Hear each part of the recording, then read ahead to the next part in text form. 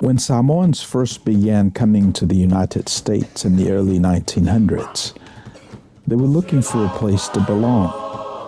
They found home with family, and as those family circles grew, they found it again with their churches. Over time, as Samoans became part of life in America, many found themselves living between two cultures, connected to both, yet not fully at home in either. This place, Manuia, offers a place to land, a place to breathe, and a place to belong. Second Samoa is your home away from home.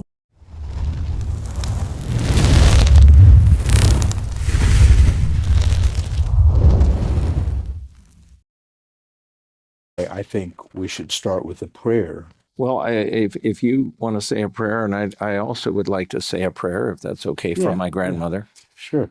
So it was handed down from her grandmother, so it's 4 generations, like. And tailele ia ona ua ala fai mai fo il nei tai ao matango fie I lo lofa. Ma whelo ai fo I malesunga ia Nicholas Dibs I lo fisa le nei tai ao. O le vi inga o lawa fio ele mawhai ona whae titia. Wa fo I mta upu ma te tala noina I le nei aso. O lau te talo ia pa u e pe o se fatu e pa u I le lei. Pit whalongo longo lo matu o tunu. E tupu mai ola. Fua mai ni fua se tele. E te fina ngalo ia I whamanuia fo ia nek. Lo na ainga. Ia me se fo ilan tamu whainga I laluang. Nā te talo mo le lenga ala tu swafo Yesu Keriso le li iman whaola. Amen. Nick, your turn. Divine love is our bounty. Out of its store we are fed. Abundance is poured upon us. We partake of it in gladness and acknowledge our blessings as children of God. Amen. And I'd like to add from John 3:16, for God so loved the world that he gave his only begotten Son, that whosoever believeth in him shall not perish, but have everlasting life. Amen. Amen. Ia molte le atu le alfa Talofa il tatu tunu ia I latou fo mwhai ona awe mai le whapoponga o le tatou prokalama I le neva yaso o le prokalama nei o loo tu sa awa tu le tatou whale whasalau I Long Beach o wha suafaina le ia Manuia o loo mawhatasi e ma le māloi le nei tau le sunga ia Nicholas Dibs ona tua ae mai Lepanona o le whaila ua ase si mai le tatou whalipuata I le nei tau ia mo sava noa ma te noa ai. Our guest this morning is Nicholas Dibs, and he has been a friend for many years. I don't even remember. It was 2009, beginning of 2009, around January. Okay. So I wanted to reintroduce you to the Samoan community, Nick. So why don't you say something about yourself and why you're here and with our community? I'm grateful to you and your community for tuning in and providing this opportunity to share some very important information.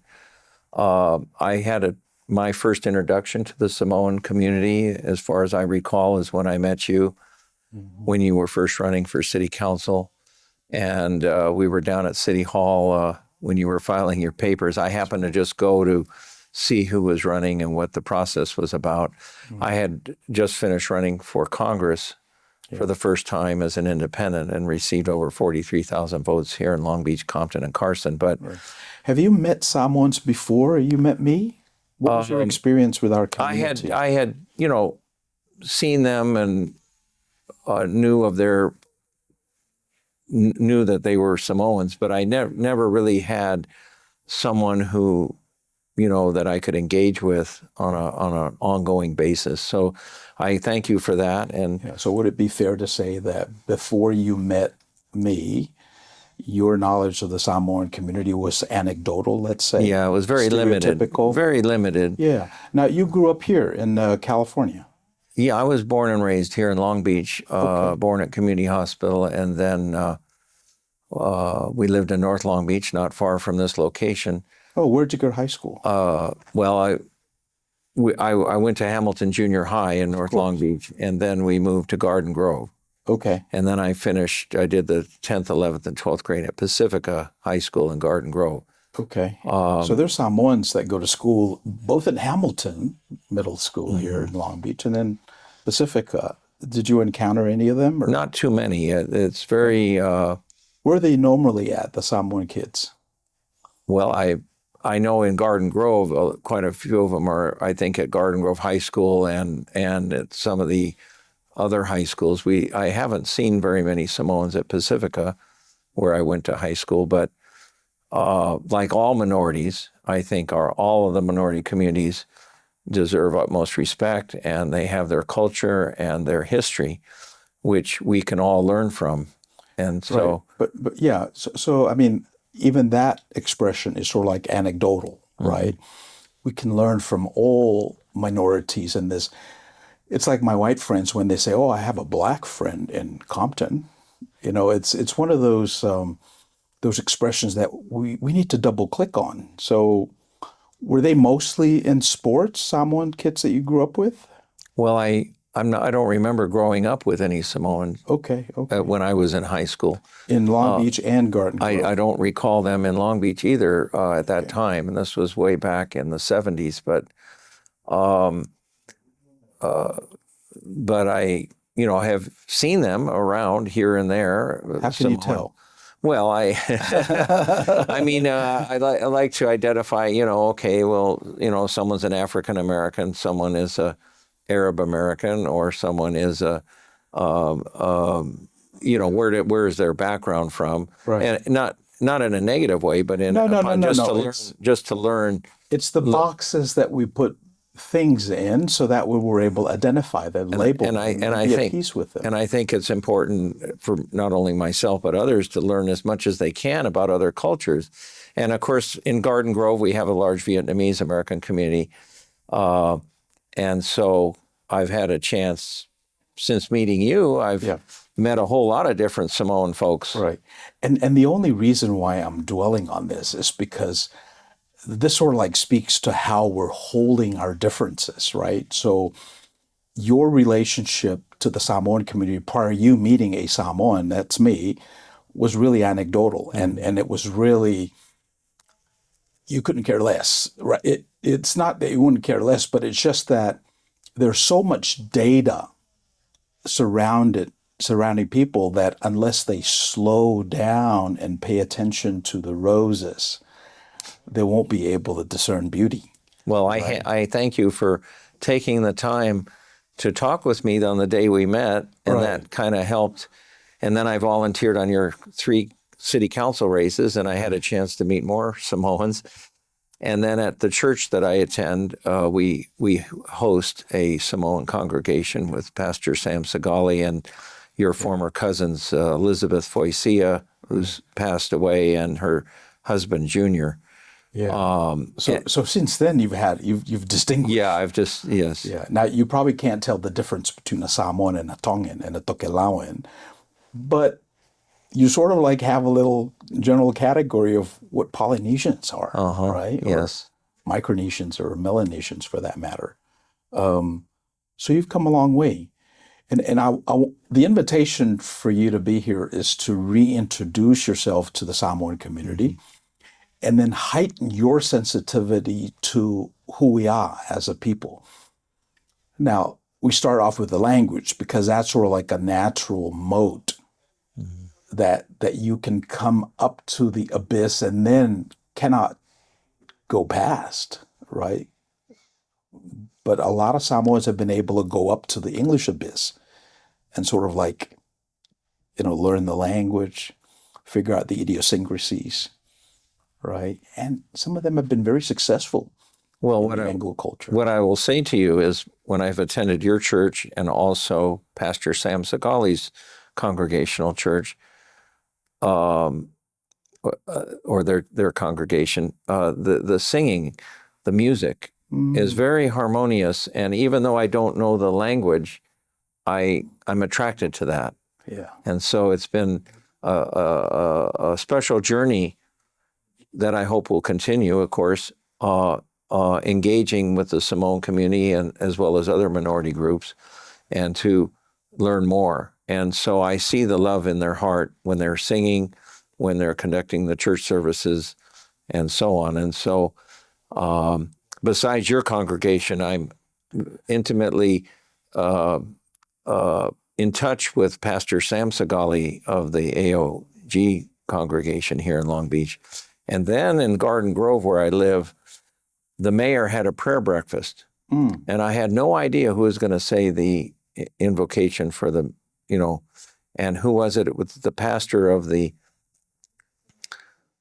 Assemblies of God Church in Garden Grove, who I had met through you, prior, and he was the one who gave the invocation just last month in in February. It's a small community. Yeah, and I had a photo taken with him, so if you want to show that photo later, you can to the group. Right. I think that's Fasawina Opeta. That's the pastor. Yeah, I had. You have the photo, and you're welcome to share it. Yeah. So there's the religious Samoan community, and then there's the regular Samoan community. Just like there's a Christian Science faith community, and then there's the and two of our branch churches, as you know, have been sold to Samoan In fact, just around the corner from here on Market Street, where I went to Sunday school, we sold that church, or I shouldn't say we. I wasn't in charge of. I wasn't the decision maker, but the Christian Science community here in Long Beach at Fourth Church of Christ sold that building to the Fourth Samoan Congregational or Church that's affiliated with your church, and so it's still there. And your church is the second Samoan, and it was purchased through Second Church of Christ Scientist Long Beach. So the numbers are the same. What do you make of that? I think that's from God, but it's quite a coincidence. Okay. Yeah. That and we moved from here on Market Street now to Bixby Knolls on Atlantic, which is, I think, a better location as far as the traffic and the visibility. But I still remember the white church around the corner from here. It's so we have this insidious relationship, a declining Anglo congregation and a emerging Samoan Pacific Islander. And I'm grateful to God that He has kept houses of worship as houses of worship, because we see in our secular society, particularly in most cities, where because you're a nonprofit or a church, the city doesn't get tax revenue, and so they have been reluctant to have a lot of churches. It's hard to build a church today because the cities are tight with the permits and things, because they don't make much money on churches. Yeah. Well, part of the bargain is the churches are supposed to give back to the community, take care of the poor, the orphan, the widows. That's been historically their bailiwick.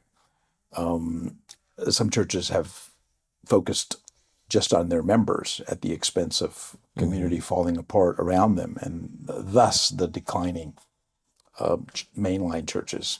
Well, I have to hand it to you and your congregation for the homeless outreach, and also for the feeding of the homeless, where every week or so you folks hand out food and help people, those who are down and out and don't have a place to stay, or they need food. We also do what we can in that regard, but we're not as active on that front as your congregation. Yeah. So thank you, Nick. But we have put food out outside the building before, and but it's important we care about our fellow citizens who are less, who don't have privilege, who don't have enough money, who don't have enough food, which is, in a country like we live in with so much so-called wealth and influence, we see that and we can get into this later, but the money is going in the wrong places, to wars, to a trillion and a half budget now that Trump is requesting. So we need to be taking care of our people here. Yeah. So that's a segue into the second part of our conversation. I wanted you to speak about the work that you're about in the world? And then finally, how can the community help out? First of all, why does it matter to the Samoan community, some of the issues that are burning your heart, and how can we help? Well, the first I want to say we're here on April the 7th, 2026, which is a very critical time right after Easter Sunday, where our misguided president, that's a polite way of saying it, is committing war crimes, crimes against humanity, violating U.S. laws, violating the U.S. Constitution, of a war of choice, where Iran never attacked the United States, neither did any of the Palestinians attack the United States. This drumbeat of never-ending wars and so on is wrong. But I will say this to you and your community, as well as I would say to anyone, which is silence is complicity. We have to recognize that we have to take sides. We cannot be silent in the face of injustice, in the face of this unprovoked war that is being forced upon our nation without congressional authorization, without approval of the Congress, which is a violation of the Constitution. The Constitution is very specific that the founders they want the Congress to authorize military action, not to have a king or someone like a king who could just plunge us into a war. And we as a nation have been misled into never-ending wars, starting with, I would say, the first foreign war, which would have been in 1846, the Mexican-American War. The reason that this is so important to your community, as well as other communities, is that silence is complicity, and what we see in our economy with the rising prices of not only the economic toil,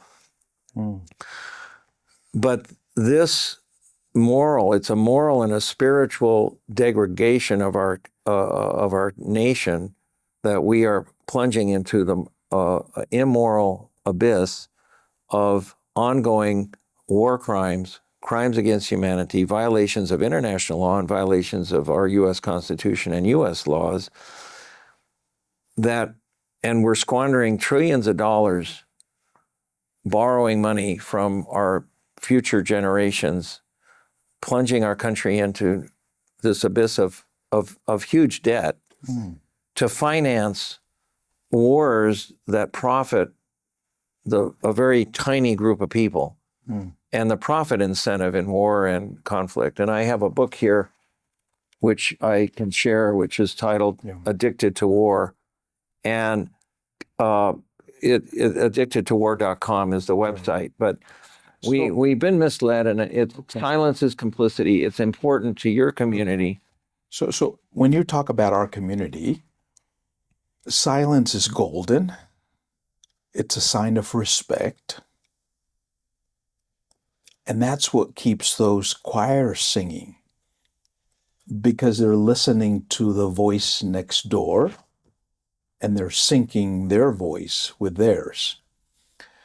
So this is the challenge that I'm facing. So there's something about our community that has made us resilient over the years, and one of them is silence. Now, have they ever moved beyond that?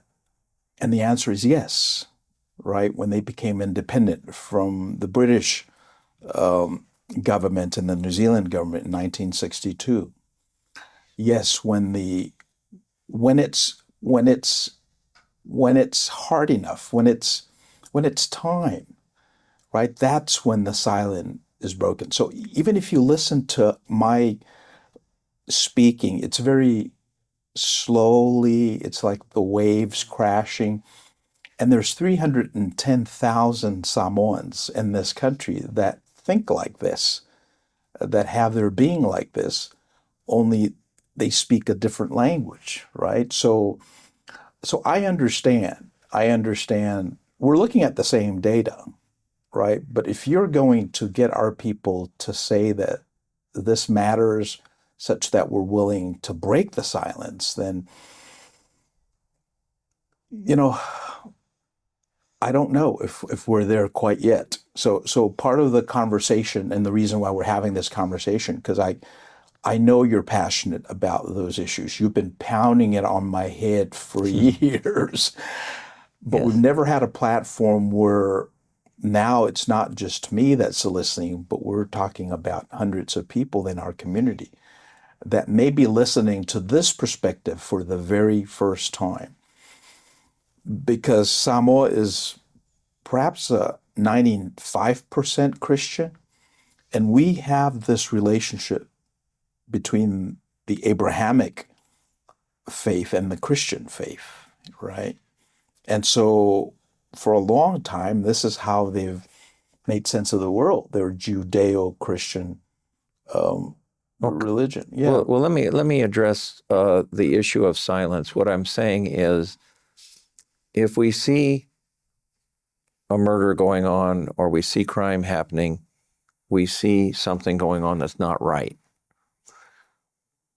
What I would say is injustice against one is injustice against all. And I didn't make that up, by the way. But injustice against one is injustice against all. And Martin Luther King Jr., who gave his life for promoting peace and justice, he was adamant that when it comes to opposing evil, that is, when evil doing is going on, we should not remain silent. So it's silence in that context, that or breaking the silence in that context, that when evil doing is going on, we should not, as individuals or as a community or communities, remain silent. We should speak out. We should oppose it. And the church I'm with is founded by Mary Baker Eddy, and she says it's up to us to oppose aggression, oppression, and the pride of power, and to hold crime in check. That and MLK Jr. in his Beyond Vietnam speech, which I hope you'll provide the link so people can listen to it and read it, 7 pages that he gave a year to the day before he was assassinated, he called out the injustices in that speech that he gave on April the 7th, actually, it was today. It's amazing. April the 7th, I think it was the 7th, 1967. He's calling out the 3 isms: the materialism, which is the greed, the militarism, and racism. But the militarism, which is when you go back to Eisenhower's last day in office, when people will Google that, and it's very short, and they can watch that speech that President Eisenhower gave on his last day in office before President Kennedy took over. He's warning the nation of the growing threat of the military-industrial complex, meaning that the threat is from within, from this powerful lobby of weapons manufacturers and pro-warmongers and people who are just profiting from all of these calamities and wars. He's saying that this is a major problem and we have to stop it, because so he's warning the nation. President Kennedy was then assassinated when he publicly, a few days after he publicly said, "I'm not going to send any more troops to Vietnam. I'm bringing the advisors home," the advisors that have been put there by President Eisenhower. "I'm bringing them home," and he was assassinated. A few weeks or months before he was assassinated, Prime Minister David Ben-Gurion of Israel asked the administration, "We want nuclear weapons technology." And Secretary of State Dean Rusk recommended that the president say no. He said, if you allow Israel to have, the nation of Israel to have nuclear weapons, then it's going to start an arms race that's going to go on for decades, and that's where we are now. Kennedy refused that request. He was assassinated I think for a number of reasons, and I think that was one of them, as well as wanting to not get into the Vietnam War. Yeah, just so that we can rein it in. So okay, I got that. So tell us, how can we help? And so war is bad.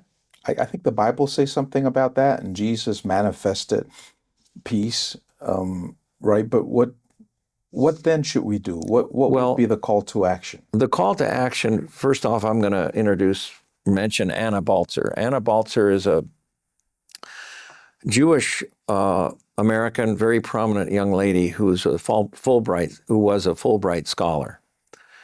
And she gave a TEDx talk on why not to remain silent, why not to remain neutral, that the position of neutrality is a negative. And she eloquently, in about 8 minutes, explains it. And so I encourage you to share that with your audience. Yeah, put the link up. Maybe we can put a link under. And people can watch that. And so, okay, now what we see today, on April the 7th, 2026, is this huge drumbeat to war propagated by our misguided president and others who obviously profit from war and have all of these bad things that they're doing, and we have to stop it. And so, Can I ask you a question? How do they profit from the war? Well, for the longest time, as most, this is an education process for those who, my dad always used to tell me, never stop learning or never stop thinking. So I have a little graphic you can share. It's called Never Stop Learning. When I was a high school student, I think I was a junior or a senior, I went to a business meeting. I'm going to digress a little bit. And a man put this diagram up with these squares. And he said, assuming the lines are straight and equally spaced, how many squares do you see? And most people will look at this and we're in this society of making fast decisions and everything is sound bites and 30 seconds and 10 seconds. People look at this and say, well, I see 16 squares. Well, then he said, well, wait a minute. If you take the time to learn more and to really think about things and to become a critical thinker, not just accepting things, but become a critical thinker and really think things through. Well, what about the big square? What about the 2x2 squares? What about the 3x3 squares? Well, it turns out there's 30 squares in here. And most people, students, myself and students, we don't, and adults, we don't see all 30 squares the first time. So this is a process whereby the media, or I should say the elite controlled media, the powers that be, are trying to dumb down the people for decades because they don't want the public to know what's been going on for the last 60 years or more. And when I come along and you and I and others and say, wait a minute, there aren't 16 squares here, there are 30. And let me tell you about where the 30 are and connect the dots. I encourage you and your audience that we cannot in one session cover what really needs to be covered. Yeah. And so I hope this is the first one. I hope we'll do multiple ones because it's taken me as a teacher and an educator from when I graduated from high school and then went into the working world. And before I became a teacher, I worked at Disneyland and then in finance and banking, and then went back to school to become an optometrist and was focused on that for a few years. And then I went to optometry college and got in without a bachelor's degree. And then I decided I didn't like it, went back to school and got my bachelor's at Cal State Long Beach and became a teacher. And my degree is in biology with a minor in chemistry, and then became a science teacher. And then after that, being exposed to what's going on in what our country is doing in the Near and Middle East and in other places, other countries, that the elite, as Anna Baltzer has said, she grew up as a Jewish American and has taught this one narrative. Well, there's other narratives, and so the biggest news story, in my opinion, now this is an opinion, the biggest news story of the last 50 or 60 years is the news we, the people, have not been told. And we haven't been told it in the schools. We haven't been told it by the politicians and the elite. Most of the politicians and elite, there are some that are good that try to educate us. But what we have not been told is actually, I think, more significant than what we have been propagandized with for the with the one-sided type narratives going back decades. And so we as a nation were misled and lied to into the Vietnam War. Okay. And that's what the facts show. And we were lied and misled into Iraq and Afghanistan and into Ukraine and now into Iran. You see what I mean?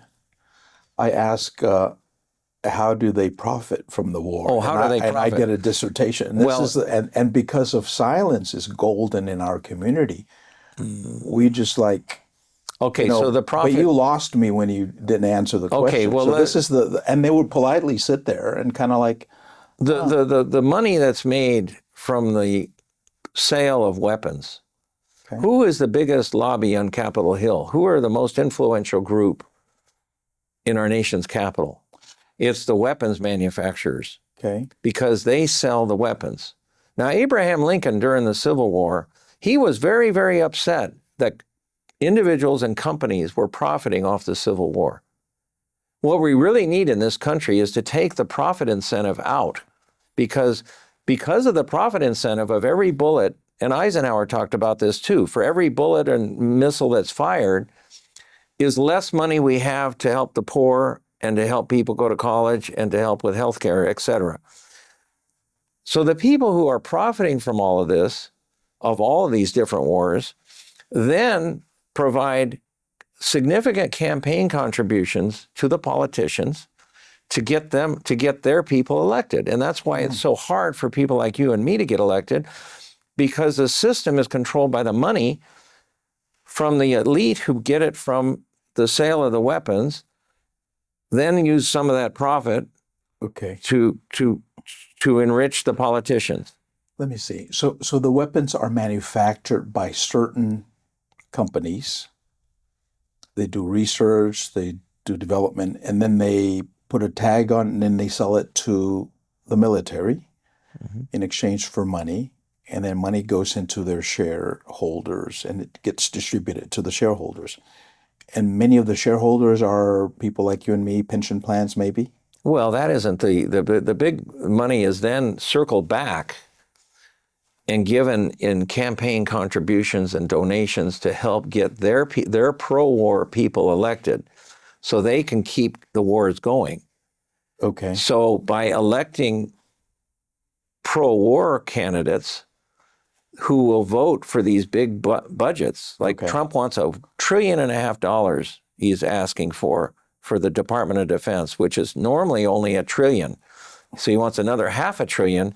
So the money is more and more and more. The war industry keeps getting bigger, bigger, bigger. And the profit then, a lot of significant parts of the profit go to electing the corrupt or misguided politicians.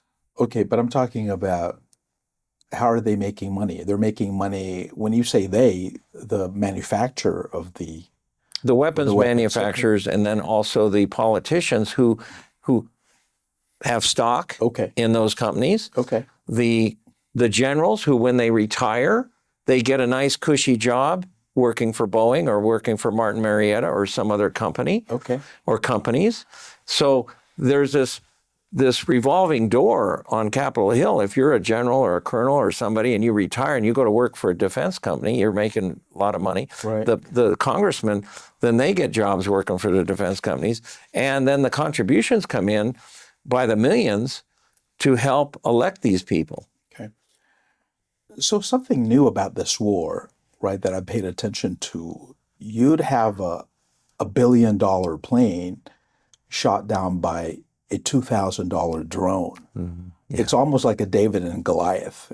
And, you can produce a lot more drones than you can produce $1 billion fighters, right? Airplanes. So I think there's a built-in correction mechanism where it's too big not to fail, built into these things. And And I'm trying to figure out what's the catalyst? How do we hasten the falling of the Tower of Babel, let's say, using biblical narrative?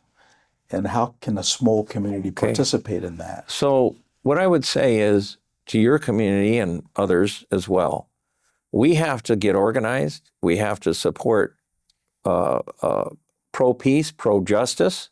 Now, MLK Jr. said, peace is not simply the absence of war, but the presence of justice. That's what he said. He also said that we're either going to have mutual coexistence or mutual annihilation. And the problem with mutual annihilation, and this is what I see happening and others do as well, this never-ending wars, profit-making by the elite who are in the arms industry, and that's talked about in the addictedtowar.com and in other sites, that if we don't stop this, we can end up as they did in World War I, where things spin out of control, what we call unintended consequences. Nobody intends there to be World War III. Nobody intends, but the American people, your community, the Samoan community, and the American people need to realize something. Every house in this country is insured for fire and maybe earthquake. If there's a war and a bomb drops, our homes are gone. There is no insurance. Okay, so there's that economic component, but we cannot plunge this country into the abyss of never-ending wars around the world, paid for with our precious tax dollars, and then not expect that there's going to be negative repercussions. The war in World War I was small, and then it spun out of control. And those who fail to learn from history are bound to repeat the mistakes of the past. And that's why our schools are so important. So that what can the Samoan community do? They can help elect local, state, and federal candidates to office. There's very good examples of pro-peace, pro-justice candidates winning against odds of the pro-military candidate who has 10 times as much funding, but lost the election because there were enough people on the ground walking, passing out flyers, volunteering. So the grassroots, the American people can take back our country by electing pro-justice, pro-peace. When I say pro-peace, if we keep going the way we're going, it's unsustainable economically, it's unsustainable militarily. There is no military solution in Ukraine, in the Near and Middle East, or anywhere else. There was no military solution in Vietnam, or in Iraq or Afghanistan. And so all of these wars that have been going on, we've seen the same playbook. The characters change, but it's the same playbook. So what we're seeing now, demonization of Iranians and the people, Palestinians and the Muslims, you can relate it back to demonization of the Japanese, of the Chinese, of the Germans. And Woodrow Wilson was elected in 1916 on a platform he campaigned, said he would keep us out of war.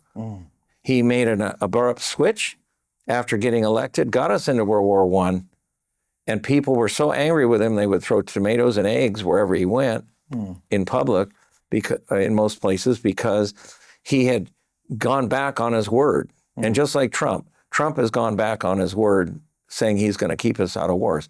And then you end up with, when you get down to the research as to why did Woodrow Wilson change his mind and go from being so adamant and campaigning against keeping us out of World War I, and then he changed his mind, because it turns out when professors or scholars go do the research, then they find out that the wealthy bankers came in and saw President Wilson and said, we have loaned so much money to the French and the British that if they lose the war, World War I, we are going to lose all kinds of money, and it can create a financial problem.